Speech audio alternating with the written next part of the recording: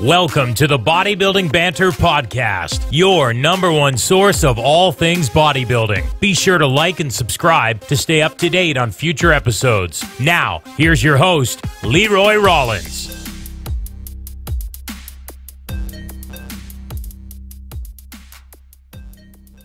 All right, how you doing, my man?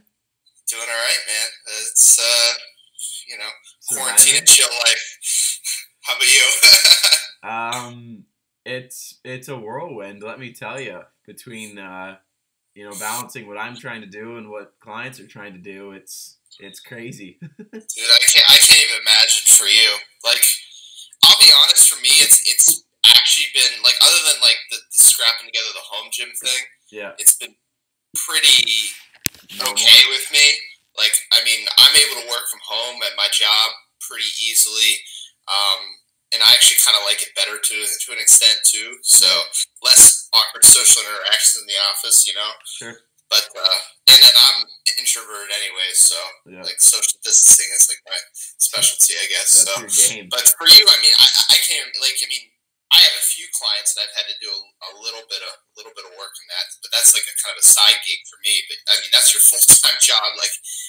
Yeah. That's a lot, and then you've got a lot of competitors too. Like, shows are being canceled. Man, I don't know if we're talking live on the. We're going. Oh, we already started. We're just gonna start it. I figured we'd be going off the cuff anyways. Yeah.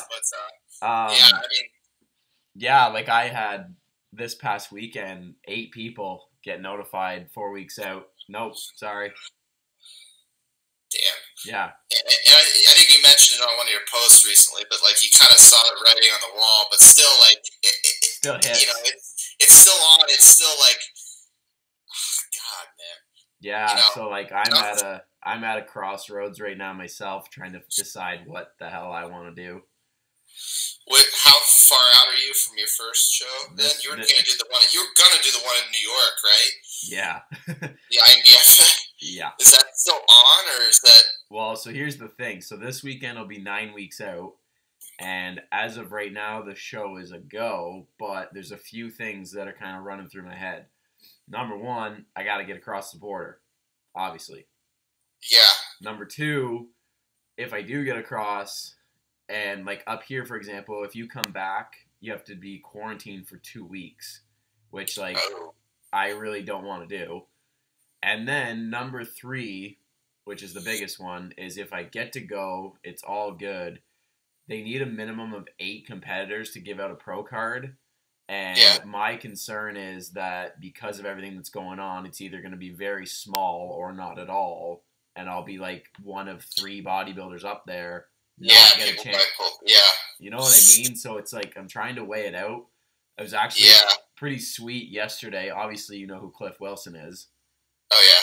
So him and, I can't remember the other guy, I think it was Peter, did a... Peter Fishin, yeah. I saw it there go live. I didn't get a chance to... So they did a live thing yesterday, and I just happened to be at the helm ready to go. So people were just like, submit questions, and we'll just answer shit. So I was like, screw it, I might get on. So I typed in, I'm 9 weeks out, really uncertain of what's going to happen. Do you suggest like cutting the season off and competing next year, or kind of hoping that things clear up but not knowing? And he was like, hey Leroy, like if I remember correctly, you're not from the States, so it might be a little different for you, but I might suggest calling her a season and then putting all your efforts into next year. So that was pretty cool. Oh yeah. And I mean, right now, you're at a point I can tell you're not completely dieted out yet. I can tell you still have a little bit of energy in you. Yeah, like I'm still 10 left, at least 10 pounds left minimum till I'm in like decent condition, and probably 10 to 12 to get diced. So like I have left in the tank to like get it done, but I don't want to. Do you want to strip the tank? Do you want to deplete the tank? Is it, if it's going to, Yeah, like I don't know if I want to go all the way till like say like 2 weeks out. They're like, no, we can't do it. And then I hope for something in June. Oh no, nothing happens. Then July, like, you know what I mean? And then I'm just wasting and not getting anything out of it. Whereas if I like come out of it have another 8 months, which is all I had last year, to make like some pretty intense change, and then go again for next April, May again. Yeah. And are there any shows, I guess, later in the summer or like early fall? Or, I mean, I know that's a long time to wait, but I mean, do you think you could hold where you're at now? I mean, you seem like you feel probably pretty good right now. Yeah, like, and that's the flip side, right? Like in theory, like I could probably hover between like 165 and 170 pretty effortlessly, I guess you could say. But then, like everything I need to do with the IMBF, WMBF, I have to go to the States. Yeah. I can't fly to British Columbia because it's going to cost me $800. Whereas if I drive down to New York for the 3 hours, stay the night, come home, it's still cheaper.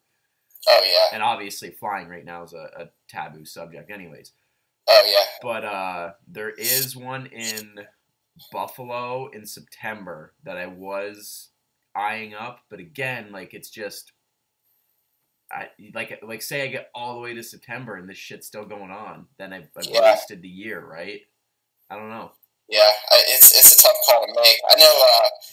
I'm sure you're familiar with Steve Hall. I mean, he did a podcast. Yeah, I think it was within the last few days, and he talked about basically he's, I think, looking to basically just bump his calories up and then kind of feeling things out for later in the season, and hopefully shows are going on. I mean, it's kind of it's almost a day by day thing. It seems like nowadays about the policies that they're implementing, the policies that they're considering and talking about, and all the pundits are doing their thing and saying, oh well, if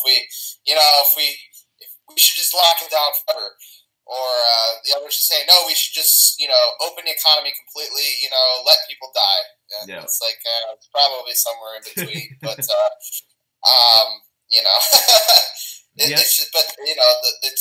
an ever changing thing. I mean, this is the craziest thing I've ever seen. Yeah. I was alive during 9/11, but even that, I guess the long-term impact was probably greater with that, obviously with like the Iraq War and all that stuff, the downstream effects. But in terms of like the immediate impact, that doesn't even come close to this right now. Like it's affecting everyone. It's affecting so many people's livelihoods. People are losing jobs. Everyone's indoors. There's nobody in the world that's not being touched by this right now, in some respect. Yeah, and people are going crazy. At least from what I've heard. I don't know. Maybe there's a couple countries that haven't gotten it, but I don't know. No, like just I still I run the supplement store that I manage. Like I'm still there full time, so like people are coming in and we're just having that conversation of how are you doing basically, and no one comes in and they're like, well, it's not that bad. Like everybody's like, oh, groceries, oh, lost hours at work, or oh this. Like you're right, everybody's being hit in some form or another. Oh yeah. And like everybody training at home is just going ballistic. That's why I pulled together a decent kit, because I kind of saw that, I don't know how long this is going to go on. The China thing, they took months to get it under control, and even then, it's kind of under question whether what they're reporting is actually accurate. Yeah. But, whether it's actually gone down or they're just saying it's gone down, but that's kind of the other thing that's on my mind is this prep's already going to be suboptimal. Yeah. And if I'm trying to go pro, I don't want that. Yeah. Oh yeah. But at the end of the day, it's those who are able to operate under suboptimal conditions. True. Anyone under optimal conditions, almost anyone can execute. But when shit hits the fan, those who are able to get it done, and then those who are soft don't. Yeah, so they get left. Yeah, I don't know. I go back and forth on it, and I had a conversation with my coach last week, and we were going to give it until April 8th, which I think is next weekend. So, yeah, it was going to be 8 weeks out. We were going to kind of decide, make an assessment, yeah. Yeah, just where's it standing right now? How's everything looking? And go from there. And I just can't even imagine the uncertainty, because I just think back to my contest prep, and, if that was up in the air, don't even know. My mind would be all over the place. I talked to my brothers about it. They basically said, like, yeah, I wouldn't want to be around you if your show got canceled late in the game. Like, just, because, I mean, you get tunnel vision, and it's just, and then obviously throwing all the, you haven't gotten into it yet, but all the physiological issues and hormonal issues and being hangry all the time and not wanting to be a social human at all. Well, two of my guys down in the States, like friends of mine, have had them on the podcast. Like, they were a week out and they got canceled. That's just that's the shit of nightmares, man. Oh, and they were both looked unreal. Like, Jesse and Jared, if you guys are watching this, you guys looked phenomenal. But it sucks. Like, that literally puts a lump in my throat to be like, even like 4 weeks out, like my clients were this weekend. Like, we saw it coming, but it still hit. And for all but one, it was their first time competing, so they were like buzzing, ready to go. And then just like boom, nope. Yeah, it's just a tough pill to swallow, and it's out of your control too. So it's like and I've heard some people saying like that have had their shows canceled that they're like. I think Steve and Pascal mentioned this on their podcast. Like, they almost feel better now that it's been canceled because there is that level of certainty. And I don't know. Like, I think all of us like certainty, but I think especially as like bodybuilders, we really, really, really like certainty and structure and things. A to B. I need to know. You don't like things up in the air and like wishy-washy and like spontaneous stuff. So no, exactly. So tell me about your little gym setup. You've been working on that or what? It was kind of a last minute pull together. Like when I say last minute, I did start putting it together. I started searching for stuff. I guess was it a little over 2 weeks ago. So kind of honestly before stuff started kicking off here. So I kind of was fortunately ahead of the curve because now it's really hard to come by equipment right now. So I was able to scrap together a rack, an incline bench, a flat bench, like a separate flat bench, an incline bench or like a bench that can flat incline. I think it can decline too. I don't use a lot of decline anyways. With like a leg curl, leg extension setup, a set of adjustable dumbbells. I just picked up a cable tower. I picked up a lot of stuff. I mean, I was all over like Facebook Marketplace and Craigslist, Let Go, just all over and just running all over town picking stuff up. Like the crazy part is that like I'm trying to amass right now, and my calories are at like 3350, or we're at 3350, which is pretty high because I'm pretty sedentary. But after that week, like I kind of knew that I was like, I probably should bump my calories, but I'm like, I think I'm okay. But like my weight dropped from just all the running around and putting stuff together and taking stuff apart and all that sort of stuff. Like, so it was a wild week, but. When this is all said and done, will that stuff just sit, or do you intend on like getting more use out of it? That's a good question. I feel like I might use it for deloads, but save the drive to the gym. I had a few people make fun of me though when I bought my house that I got because my house it has an original garage which is small, but then there's a bump out 2-car garage which was added after the fact. Right. So people were making fun of me saying, "Oh, you bought a garage with a house attached." But who's laughing now? Yeah, that's right. I have a ton of space in my garage. And Sweet. Like I said, I didn't say it, but I have a 3-car garage and 1 car. So you got room. Yeah, I got plenty of space. So I was my fiance's law office. They have a gym in there that was a really sweet setup. And I train a couple of their staff a few times a week, but then this week they said no more like third party people that don't have to come in. A lot of staff are working from home, so I was like, okay, like I was able to use it while I can. Still sucks, but it is what it is. Then it set in because like I live in an apartment building right now, so I don't have the luxury of space. So then, like, I was like, man, now what am I gonna do? I'm gonna have to get pretty damn creative. I got some bands, got some kettlebells, like some random shit, and right now, like, same as you, there's nothing available. Like, it's picked over. Like, when it comes to equipment, even some stores like Canadian Tire, Walmart, they have a little equipment section at every store, and it's all gone. So then one of my buddies, client of mine, came in yesterday to get some stuff from work, and he was like, man, that gym you go to is so cool. And I was like, I lost my privileges.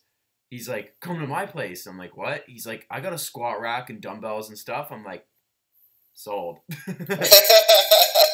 you've got a place then? Is he like right down the road, or? It's about 20 minutes. It's not far, but like that's not bad at all. No, so he's got it's a squat rack. It's got a single cable, high and low pulley. He's got a bar with 250, 300 pounds in plates. And then he's got those, I think they're Bowflex brand, the twist adjustables, so they go up to 50. The dumbbells. Yep. And twist then dumbbell. I have those. Those are actually really nice. I mean, I definitely miss the luxury of having the preloaded dumbbells with the first problem. Yeah. But like they're pretty nice. They're so versatile. Yeah. You know. Yeah. So we got a good workout in last night. Tonight's gonna be legs, so it's gonna be interesting how we set that up because we really only have like squat and lunge deadlift variations. So we'll just play around with that since he doesn't have anything else. But no, we'll get it done. It's better than nothing, and it you got a barbell. Keeps me at ease. Yeah, that's the thing. It's like how long can you go without training without going like crazy or something? It's so annoying because we're moving in December, January to a new building, and it's brand new, and it has a full gym and everything in it. So we're like, man.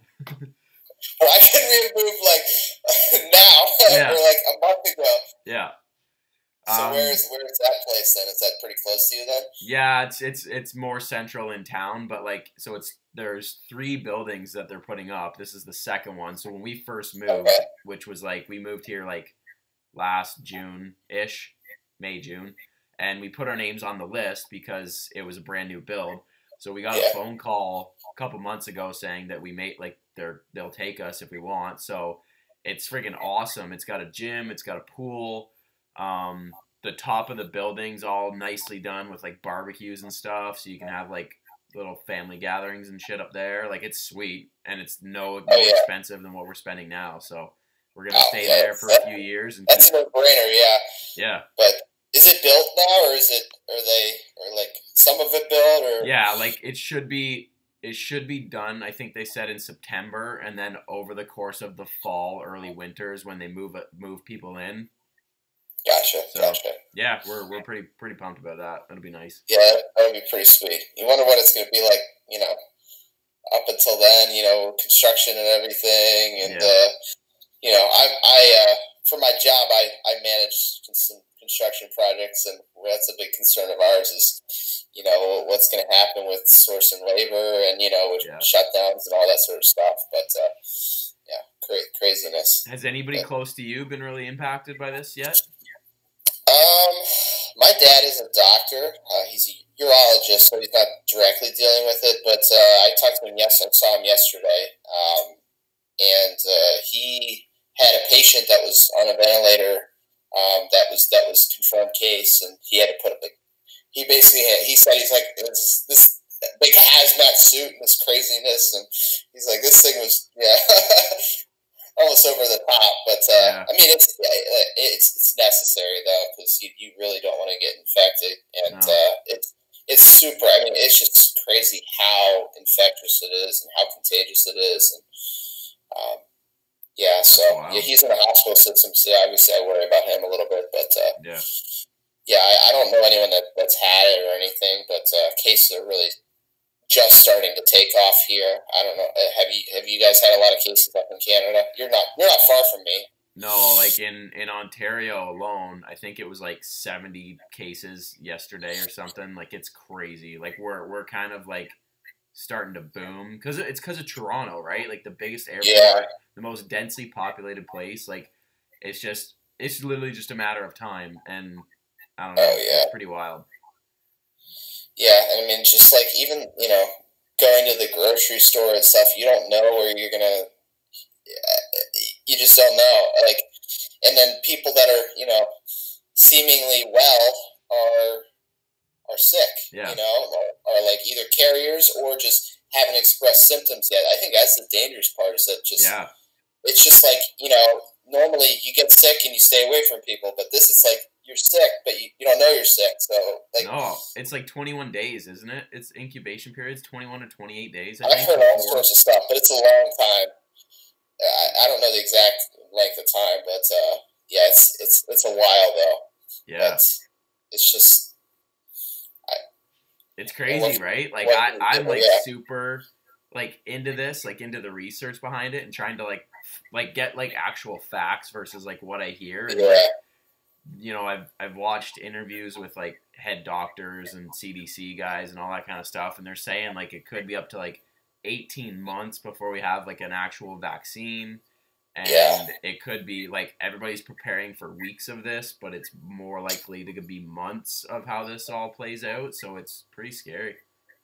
Oh yeah, and again, it's a question of how long can you keep the economy shut down, because it's like you shut down the economy, that's people's livelihoods. That's how people put food on the table, and yeah. What's that trade off there between people getting it but there's the big cost on the other end, on the economic side of, because it's it sounds economics, it's not affecting life, but that's directly affecting people's lives is if they can't put a paycheck together. And well, they set up here that they're gonna do like monthly checks to every household or something like that, and everybody's all excited about that, and I'm like, that money doesn't come from nowhere, and don't expect that it's going to be free forever. Like, that'll come back to bite us in some way or another.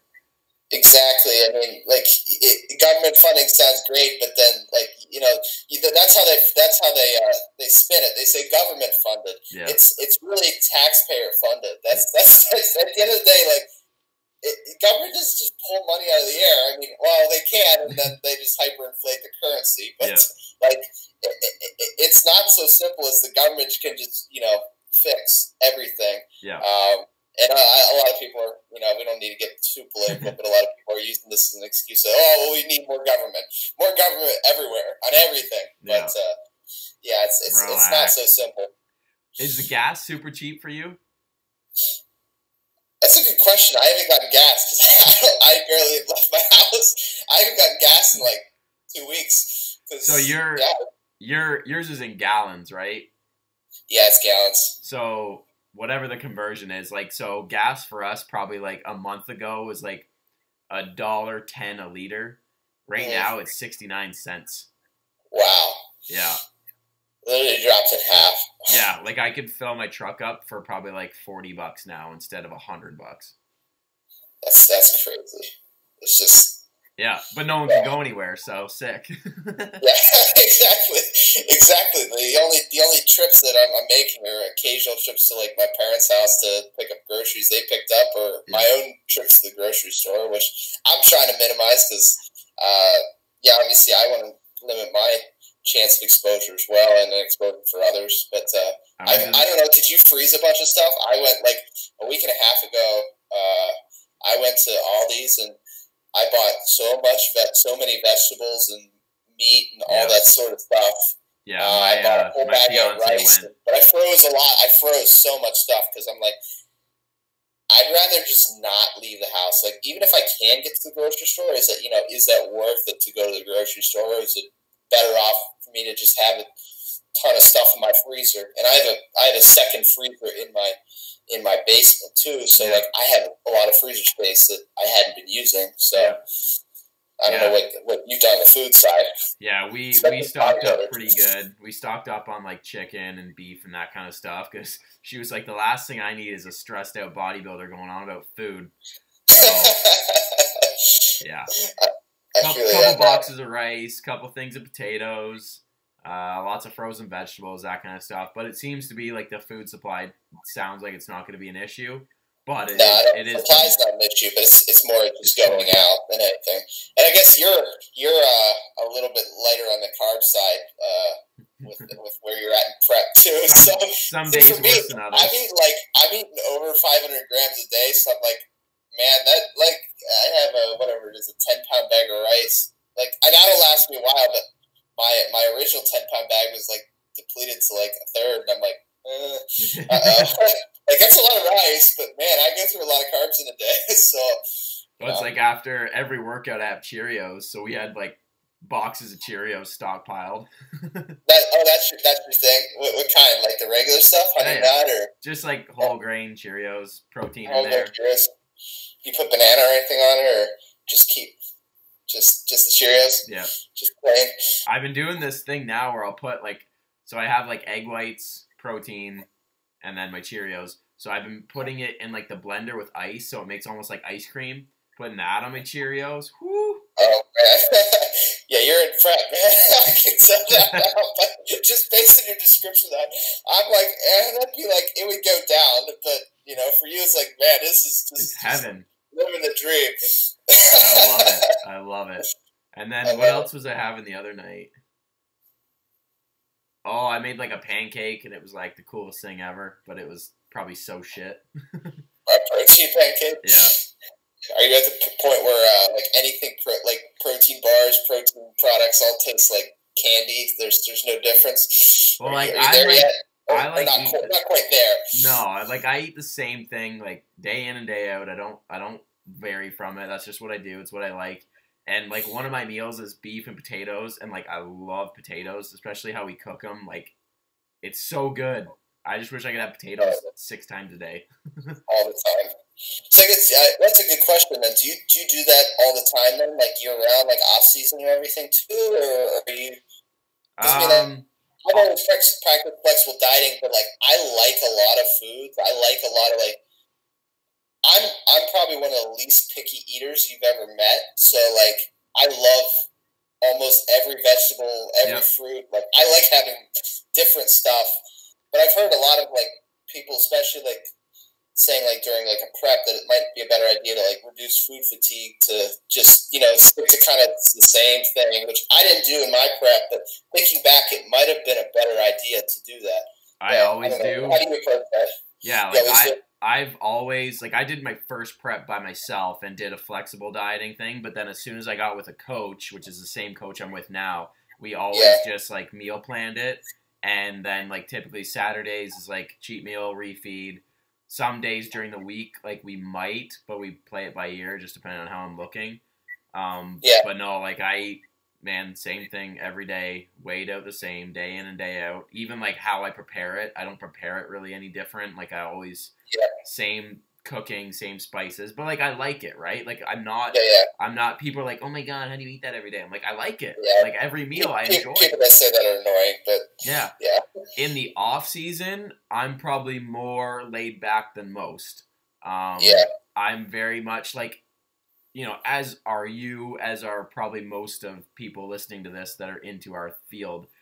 You're very habitual, right? So I will always eat 6 or 7 meals a day, protein with every meal, some kind of carb, and then hopefully in the off season some fruits and vegetables.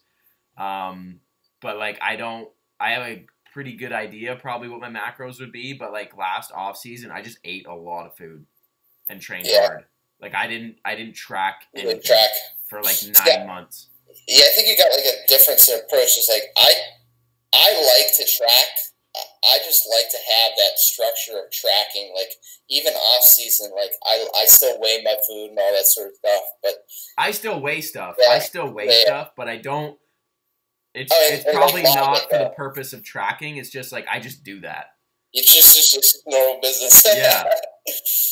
My fiance's like, "Why are you weighing that?" I'm like, "I don't know. 200 grams of rice. Well, that's why." 200 grams of rice sounds. Is that dry rice or cooked rice? Okay, I was gonna say dry rice. That sounds like a post meal for me right now. Yeah, that's a lot of food, man. No, but then like I could probably like mentally you kind of know, right? Like I know during the day, like, and even in the off season, definitely Monday to Friday, 90% of my meals are the same, right? So I it's not that I'm just eating randomly and shitty. I just didn't track. Like I know some, like yourself, for example, right? Like off season where my calories are at, where this, where that. Like I purely went by how I was going in the gym and how I looked. And I take photos pretty much weekly. And as long as they were looking half decent, I'm happy. I don't care, like, if it's 3,300 calories or if it's 3,430 or 3,570. Like, as long as I'm improving wherever that comes from, you know, it depends, like, it depends, right? Everybody's different. Some people can get away with that, some can't. Like, I'm very in tune with my body and how it handles things, and I've done this. I mean, this is now my, like, 5th season, 10th show. Like, I kind of got it figured out for myself. Yeah, and I mean, as long as you're able to, you know, eat kind of the amount that you need to eat to make progress, that's what you need. It doesn't matter, like, tracking it or not. It's, you know, but I mean, for me, like, tracking can become important, especially as I get deep, like, into an off season, because at a certain point, like, I do not want to eat the amount of food that I'm trying to force down my throat. Like, it just gets to the point where it's like, I have to, like, keep tabs on how much I'm eating, because, like, I remember, like, I'm not too bad right now, because I just came off a mini cut, I guess, 2-3 weeks ago, which seems like ages ago, because all the stuff has transpired since then. But, like, when I was up, so, like, I'm, like, low 180s right now, but, like, when I was close to, like, 195, I mean, I remember, because I was trying to force about 400 grams of carbs around my training, like, pre, intra, post. Like, I would get home from the gym, and I would not be hungry, and I'd be like, I have to get a meal with 200 grams of carbohydrates now. Like, and I'm not hungry. Like, that's 1,000 calories when you're just like, I could go, like, 6 hours without eating right now. So it's like, you know, it's kind of it's like, it's so funny. Forcing my hand, you know. You got to get creative in prep to stay full, and then you got to get creative in the off season to get your food in. You know what I mean? Like, smoothies are huge for me. Like, in prep or the off season, it's just super efficient, super handy. Like, I would do, like, these massive, like, you know, right now it's oats, berries, whey. And now I'm cooking it because I want the food volume. But in the off season, like, I would do like 100 grams of oats, cup of berries, scoop of whey, peanut butter, and like, and then like, and then just down it. Because it was an easy way to get like 800 in, like 80 carb, 30, 40 protein. But I wasn't like, then like an hour and a half, 2 hours later, I'm like, yeah, I could eat again. Yeah, like, and I think that's probably one of the biggest values of flexible dieting, is because you get to try a lot of different foods, and you kind of know what's a more satiating foods, which foods are more satiating than others, and it doesn't come down to being stupid when you're either, you know, like, your diet, like, oh, I'm dieting, I have to fit a cookie in. It's like, you'd probably be better off just eating, like, a little bit of oatmeal and being a little bit more full, or eating more vegetables and being more full. But, like, on the other end of the coin, it's like I said, like, when I was trying to force 200 grams of carbs, like, post-training, when I'm not hungry, I'm not touching potatoes. I'm not touching potatoes. No. It's going to be either cereal or white rice. Yeah. Like, I mean, 200 grams of carbs worth of potatoes is I think close to 2 pounds of potatoes. Like, phenomenal. That's like, it sounds great. Perspective, right? Yeah. But, like, you know, like, it's just like, if I try to do that, like, my stomach's going to be so full, I might actually throw up. Like, I might actually throw up. Yeah. So, like, you know, it comes down to just, you know, picking foods that are a little less satiating but then on the other end of, like, when you're dieting, like, picking foods that are more satiating. So, like, when I'm cutting, using those potatoes, because I know they're more satiating, and I know it's a good carb source, and, you know, it's just, you know, being wise about it too. But I should mention that I prefer force feeding, having been, like, dying and not dying, but you know what hungry. I mean, and, like, hungry and, like, completely insatiable. Like, you could eat 6,000 calories and you'd still be like, I still want more food. Yeah. I think force feeding is much preferable to that. Yeah. I'll tell you that. I think now that I'm looking at it in the off season, I follow probably a more flexible approach. Definitely. Like, I'm a guy that, like, if I come home after the gym and I open the cupboard and I'm like, yeah, those Pop-Tarts look good, I'll eat them. Oh yeah.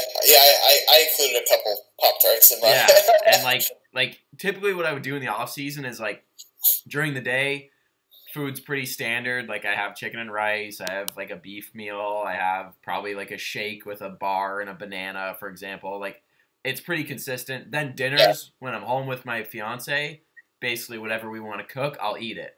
But it's never bad, right? It could be like pasta with like some pork, which I would never do on prep, but like in the off season. But still, even though it's, you know, a different meal, I'm still looking at it and I'm probably getting 5 ounces of pork, probably a cup, 2 cups of pasta. There's probably a vegetable. It's so ingrained in my brain how to run this bodybuilding thing that I can't escape it.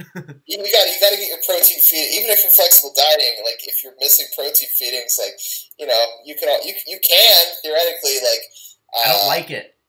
like, backload all your fats and your carbs, but that's probably not a good idea. That's probably gonna be detrimental relative to actually spacing your protein and timing your carbs around training, and, you know, picking foods that actually make sense for the phase of dieting that you're in. So and like, if we go anywhere, like if we were gonna go on a road trip, like in the off season, I always threw like fruit, jerky, and dried fruit, protein bars, sleeve of rice cakes, and what was the other thing? Oh, like usually like almonds or something. Yeah. Right? So protein, carbs, and fats. I threw them in my lunch bag, and I was gone for the day. So 2 meals might have been a protein bar, 5-6 rice cakes, handful of almonds. But like, again, that's a protein, that's a carb, that's a fat, right? And people get too restricted in the off season, I think, sometimes, and it might hurt you in the long run. Oh yeah, I mean, just like force feeding, you know, chicken, brown rice, and broccoli, like, off season. No, don't do it. It's just like, if you like, you know, feeling bloated all the time, which and like hating yourself. Well, the other thing is it can impact your training too, because, like, and I kind of alluded to it, but like how I was timing my carbs around my training when I was trying to force like 400 grams, like, I can't eat a 200 gram carb meal before I train. Like, I have to be careful about how much food. Like, I'd eat, like, I think, like, probably like 110 to 125 carbs. It's kind of where I, like, start getting diminishing returns on it. Yep. But then I backloaded. I'd eat 200 post. So, but, like, you know, when I'm cutting, it might be like my pre and my post meal are usually actually pretty similar size. Like, you know, maybe 80 grams of carbs each. I mean, depending on, you know, like in prep, it's like 40 and 40, but but like, you know, like a normal cut, it's like 80 and 80. So it's like evenly spaced, because I know that pre-meal of 80 carbs isn't going to be, you know, that's not going to negatively impact my training, because I'm not going to feel like I'm going to throw up when I throw a belt on and try to squat. So. It's very person specific, right? Like, there's some days, like even day to day, like some days I'll come home after like a leg session and you can't feed me enough.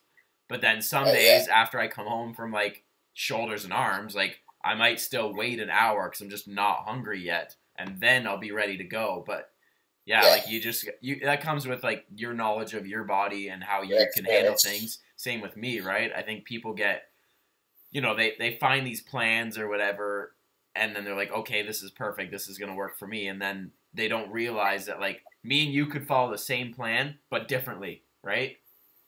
Oh yeah. There's different ways to skin the cat, and then, I mean, there's interpersonal differences too. So, like, you know, and the notorious question is like, somebody asks, oh, what are your macros? Like, I can tell you, I'll tell you. I don't care. Someone like, asked me that the other day. I'm telling you, but it's like, that might, you know, if you're, I guess some people just ask because they're curious. I'll say that. Yeah. But some people are asking because they're like, oh, I want to follow your plan. It's like, it's probably not a good idea. Like, it depends on the phase of, you know, where you're at, like where your body weight's at. You know, there's so many factors to it. Yeah. Like if I eat like Phil Heath, that's probably not a good idea. You know. So, then I'll look just like Phil Heath. Duh. That's how it works, right? The same with training, right? Training's the exact same. Like my training, even compared to a year ago, is very, very different, right? I'm sure you're probably very similar. There's things that you've picked up, things that you've changed. Oh, yeah. You learn more, like all these little things. It's not as black and white as here's your workout. Like there's so many whys, I think, that people skip the why. You need that context. I mean, there's, you know, it's not like it's everything fits within it's within a big plan. Like each session, it's not like, you know, they affect one another, and also like you have, you know, injury issues, or like, you know, what movements are you currently, you know, adapted to, good at, like has the movement run stale, you know, like it's like, you know, so like my training, you know, 3 months from now, I mean, in general, will look mostly the same, but I'll be using probably some different movements. Just different variations. I might have altered frequency a little bit, and I mean, I alter my volume throughout a mesocycle too. So, like my first week of a mesocycle is a lot lower volume, a little further from failure. But then my last week of a meso is just death. So it just, you know, it's not like an individual session or an individual set. It has to fit in the context of the rest of it. So it's like, you know, and you have to kind of know that context. And are you recovering? Are you sleeping well? You know, all those things kind of, they're all intertwined. So. Yeah, like an example for me, like the start of prep for probably the first 8 to 10 weeks, like I was squatting, deadlifting, and bent over rowing in a week, and I was fine. Yeah, and I was fine. And then it came down to just like, it was lower back fatigue, but also like CNS wasn't recovering enough. So I was like, okay, I'll deadlift every other week. Or no, I dropped my deadlifts to 1 set. So I had 1 top set. That was it. So I kept squatting, which was only 2 sets, deadlifted 1 set, bent over row 2 sets, got another probably 3 or 4 weeks out of that. And then once I got like into the mid 160s, the last probably like, I don't know, 4 weeks, I had to do deadlifts every other week because I just wasn't recovering. But like all those little things, like there's reasons behind it. It's not just random. And did you make some of the swap because of leverage changes too? Because I remember like during my prep, I squatted pretty much. I mean, obviously I varied movements, but I pretty much like used barbell squatting pretty much the entirety of my prep. I switched to a Smith squat. That was the other thing. You switched bench, you said? No, I switched to a Smith squat. That saved me a lot. Cut out for a second. Gotcha. Yeah. And I'm wondering if that might be a good idea for me, like in the future, because I remember, like, I mean, I squatted, I think 315 for 5, like, I don't even know, like 3 weeks out or something like that. And those squats, like, every single squat felt like a pause squat. Like, there was no bounce out of the hole. Like, it was just like, it just was awful. Yeah. Like, but, you know, like, off season, you have a little more fat around you, and you get that bounce. Like, you don't realize how much, like, of a bounce you get out of the hole until, like, you're leaning, and you're like I said, it feels like a pause squat. It no longer feels like a normal squat. It almost changes the movement, but it's like, you know, is it smart to, you know, make a swap like you did? Maybe next time around I do swap in a Smith squat or something like that, which I've never done. I've heard it can feel like a hack if you get it right. But yeah, like I'm never one to feel a barbell squat in my legs. Like I might get DOMs like the next day, but as far as the actual movement itself, I don't feel my legs. I just A to B, A to B, A to B. But on the Smith, like I can feel, because you're not going back and forth, right? You just lock it, and then it's up and down. It's like a hack. It's like a leg press.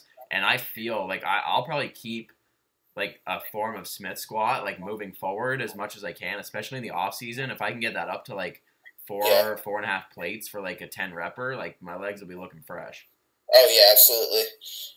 Yeah, I mean, I've been using more like I guess stuff like that. I actually just had to make a swap back to a high bar squat. But I was using what's called, I think they call it a horizontal leg press, but it's more like a hack. And yeah, I've been seeing that. You just kind of lock into it, and you just go. I mean, but like, you know, switching back to like I'm using a banded high bar squat. It's just, you know, it's just different. Like you have to brace. Like that's the biggest difference. It's like you just have to make sure you're bracing that entire rep. And obviously, it's not like you let yourself go loose on the other one. Like I still have decent patterning, but it's not like you have to just like hold that, like, or you do hold it on the other, but like as hard as you do, like I could just feel my erectors are just getting like just toast. Lit up, like every single rep. It's like, man, this is just taxing. So I'm so pissed. I went to this other gym locally like 2 or 3 weeks before this whole thing happened. All the gyms shut down, and they had a hack squad there, and I was just like a kid in a candy store, and I was like, oh man, I was just so excited to like progress that, and then all of a sudden I got like 4 plates and a 10 for I think like 6 or 7 reps, and I was just stoked, and then gym shut down. Damn, that was probably one of those nice linear hacks too, wasn't it? Like it was like a 45, yeah. Those look so nice. We had a one of those hacks that kind of moves on a swivel. I don't really like that one, but like I said, I use that horizontal leg press. But even then, I don't even think that's comparable to a real hack. I really want to use a real hack. Oh, there's nothing like it. I'm serious. It's like the best. It's so happy. It makes me happy. I envy everyone who has one of those. So. All right, man. We're almost probably almost an hour. I got to do some fasted cardio here soon. Oh, that sounds really enjoyable. Yeah. That's all good. I got treadmill literally right behind me, so just put on some music or podcasts and get it done. You get the work done. Yep. Any final words? Any piece of advice you can share with people that are bodybuilders like us, losing our minds right now? I mean, you know, just not forever. We didn't really touch on it too much, but just be creative with your training a little bit. I mean, you've alluded to it. Think a little bit deeper about, you know, like specific movements that you're using, and you know the different resistance curves that they have, and remember that you can, I guess, load from multiple points. Is like you can use a dumbbell and a band. Yeah. So like I did and again, I don't want to get too deep into this because we're trying to close this, but I used one of those lying side laterals. I don't know if you've ever seen that, like actually lying on your side and then using a dumbbell. But if you actually use a dumbbell and a band, the resistance curve is just sweet. It hurts a lot. Like the stretch at the bottom is nasty, and then you just fight it the whole way. So like, you know, get creative. You know, think about the movements that you're using and think about the resistance, and you know, use bands to your advantage because they do alter in tension as you get into a longer band. You can use that to your advantage, and then also like with the direction of the band as well. You can use that to your advantage too, because obviously